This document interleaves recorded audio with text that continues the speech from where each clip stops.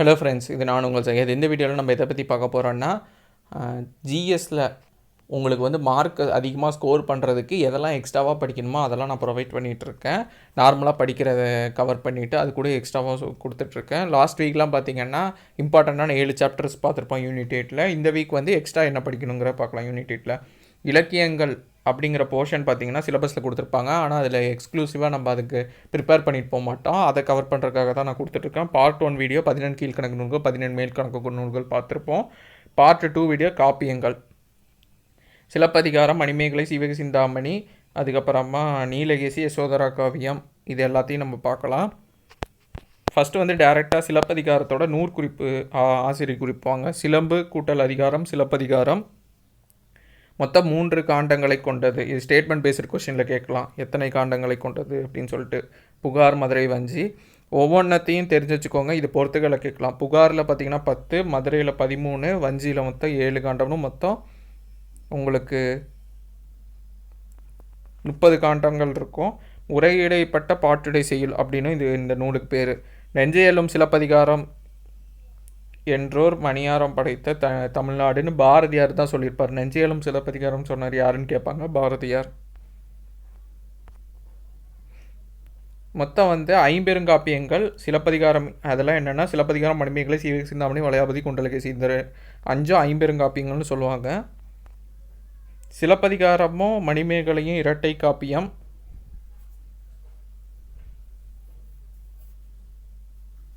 அதுக்கப்புறமா இசை நாடகமே சிலப்பதிகார கதையின் சுருக்கம்.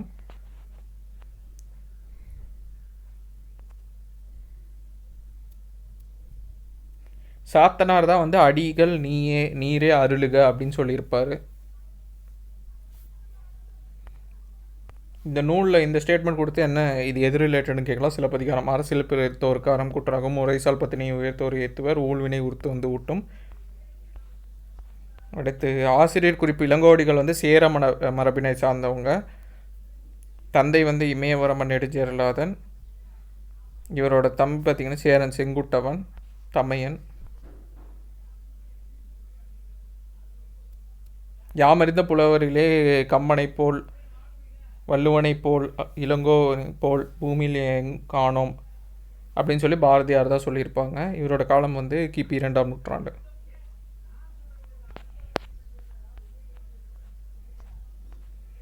அதுக்கப்புறமா இதில் வந்து பேசிக் டீட்டெயில், கோவலன் யார், கண்ணகி யார், மாதவி யார், எங்கே போனாங்க, யார் வந்து கவுந்தியடிகள் தான் ஹெல்ப் பண்ணியிருப்பாங்க மதுரையை சென்றடைய, அங்கே என்ன பிரச்சனை நடந்ததுன்னு சொல்லி கதை மாதிரி கொடுத்துருப்பாங்க. ஜஸ்ட்டு ரீட் அவுட் மட்டும் பண்ணிக்கோங்க.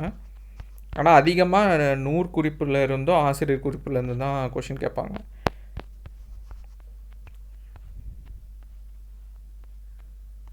உரையிடப்பட்ட பாட்டுடை செய்யுள்னு அழைக்கப்படுறது சிலப்பதிகாரம்.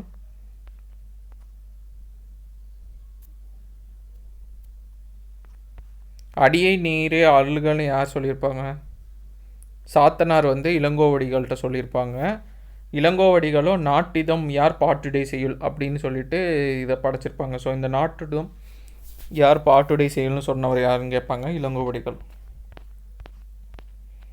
திங்களை போற்றுதும், மாமலை போற்றுதும், இது எதில் வரும்னா சிலப்பதிகாரத்தில் வரும்.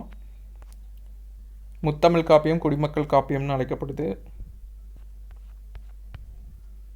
இதில் எல்லா அதர் நேம்ஸ் கொடுத்துருப்பாங்க. நிறைய பேர் இருக்குது சிலப்பதிகாரத்துக்கு. குடிமக்கள் காப்பியம், மூவேந்தர் காப்பியம், புரட்சி காப்பியம், முத்தமிழ் காப்பியம், முறையிடப்பட்ட பாட்டுடை செய்யுள், பொதுமை காப்பியம், ஒற்றுமை காப்பியம், வரலாற்று காப்பியம், இரட்டை காப்பியம். நிறைய பேருக்கு தோணும் மைண்டில் போதும் லிஸ்ட்டு பெருசாக இருக்குதுன்னு சொல்லிட்டு.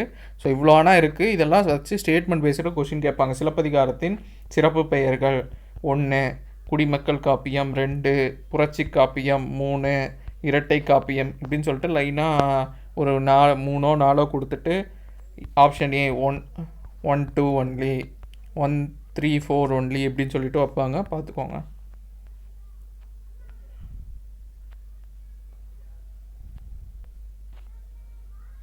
ஐம்பெருங்குழு என் பேராயம். நம்ம வந்து யூனிட் 8ல் சங்ககாலம் படிக்கும்போது ஜஸ்ட் என்னன்னு இந்த 2 லைன் மட்டும் படிச்சிருப்போம். 2 வார்த்தை மட்டும் கேள்விப்பட்டிருப்போம். அதில் யார் இருக்காங்கன்னு பார்த்துக்கோங்க. அமைச்சர், சடங்கு செய்வோர், படைத்தலைவர், தூதர், சாரணர், இவங்கெல்லாம் வந்து ஐம்பெருங்குழுவில் இருப்பாங்க. என் பேராயத்தில் இவங்கெல்லாம் இருப்பாங்க.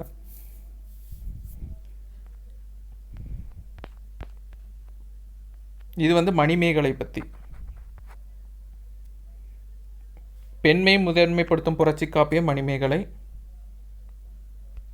பௌத்த சமயம் நூல், இது ரொம்ப ரொம்ப இம்பார்ட்டண்ட்டு. மணிமேகலை வந்து பௌத்த சமய நூல். இதுலேயும் 30 காதைகள் இருக்குது. மணிமேகலை காப்பியத்தை இயற்றியது வந்து சீத்தலை சாத்தனார், திருச்சியை சேர்ந்தவர். இவருக்கு பேர் தண்டமிலாசான் சாத்தான் நன்னூர் புலவர் அப்படின்னு சொல்லிட்டு இளங்கோவடிகள் இவரை பாராட்டியிருப்பாங்க. அறம் எனப்படுவது யாதனின் அப்படின்னு சொல்லிட்டு இந்த பாடலை கொடுத்துட்டு என்னன்னு கேட்டால் மணிமேகலையில் இருக்குது. பசிப்பினி போக்கிய பாவை யாருன்னு கேட்டால் மணிமேகலை.